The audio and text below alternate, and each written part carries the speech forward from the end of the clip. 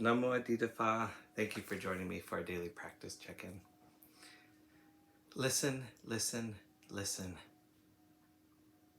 This beautiful sound calls us back to our true home.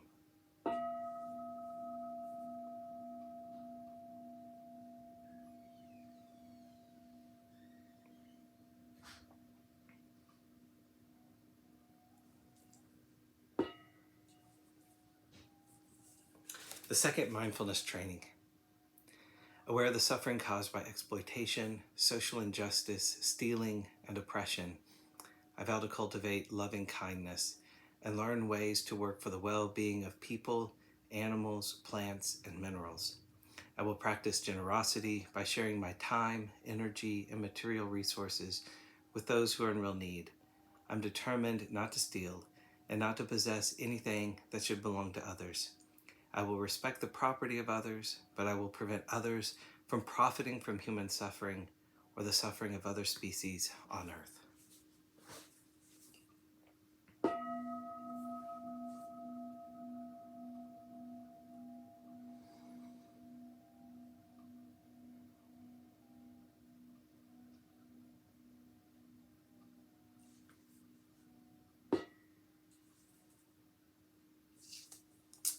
For our Dharma lessons, we've been reading Beginning Our Day, Volume 2 by the monastics of Abhayagiri Monastery.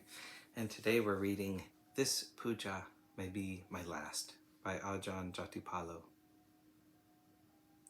There's a fairly well-known sutta where the Buddha indicates that one who contemplates death about every few seconds develops mindfulness of death heedfully, with diligence, while one who develops death every few minutes or more develops mindfulness of death heedlessly, with sluggishness. It only takes 2 or 3 seconds for someone to die from an aneurysm. It's much the same with a massive heart attack or any number of other medical conditions and accidental calamities. We can be fully functional one moment and dead 2 or 3 seconds later. So we have good reason to contemplate death quite often, as the Buddha suggested. Sitting on the ordination platform this morning for puja, I had an unusually strong sense of how beautiful it was, just sitting there. I asked myself why I might be feeling this way. We're getting ready to go on a trip to Yosemite, and there's a national disaster occurring just 20 miles from where we will be camping. When I looked online yesterday to check out the conditions, there were 3 major weather alerts for Yosemite Valley. One was a warning about severe thunderstorms, another was a flash flood warning, and the third warned about unhealthy levels of smoke in the air due to the large fires burning in the area. And of course, there was the risk of fire itself. I thought to myself sarcastically, oh, this looks like a wonderful place to go camping. Lone Porpasano is urging me to go and says it's a great opportunity. Does he just want to send me off to my death? Sitting there during puja, I had the sense that it really could be my last puja on that platform. This is true for every single one of us. Maybe you're not heading off to Yosemite, but death could occur at any time. When you're driving into Ukiah, taking the small diesel vehicle up the monastery road, or working in the kitchen where the gas oven might explode. We don't need to be obsessive or neurotic about death, but it is good to have it constantly in the back of our minds.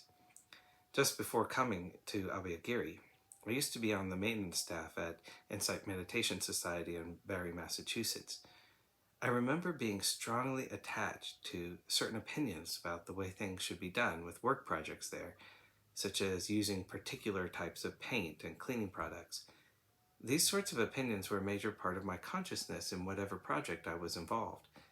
But after leaving IMS and coming here, I realized that I didn't have a care in the world about what kind of paint they were using in Barre. My consciousness of being at IMS had in essence died. Not in a negative way, but because I no longer had any input there.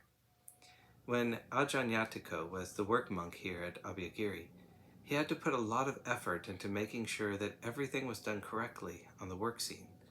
But I have a suspicion that Ajahn Yatiko, now living in Sri Lanka, isn't worried at all about how we are handling the work scene at the moment. These are some of the reasons why I think it's good to contemplate death. These contemplations are especially helpful when we find ourselves hooked into some minor thing we feel is so important. If we were diagnosed with terminal cancer, then some trivial issue or difficulty with a particular person would probably seem insignificant. So I encourage everyone to frequently bring up these contemplations on death.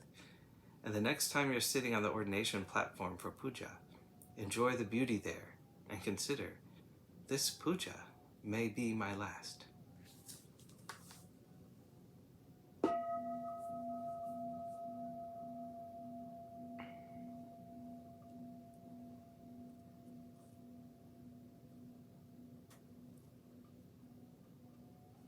May all beings be well. May all beings be happy. May all beings be at peace. Namo Adida Phat.